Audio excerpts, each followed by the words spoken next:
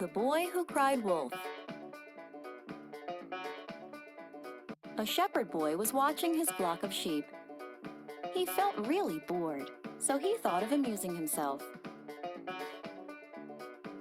He stood up and started shouting, "Wolf! Wolf!" to attract the attention of people in the village. The villagers came running to help him, but they saw no wolf, just the boy laughing at them. The villagers were angry. The boy repeated this again the next day. The people again came, but there was no wolf. They angrily said, "Foolish boy, when there is actually a wolf, no one will believe you." One day, the boy was resting. Suddenly, he saw a wolf approaching the sheep. The boy shouted, "Wolf! Wolf!"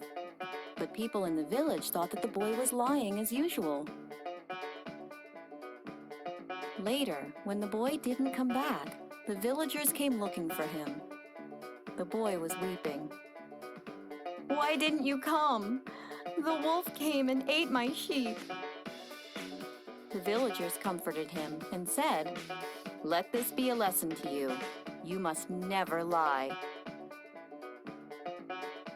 Moral of the story?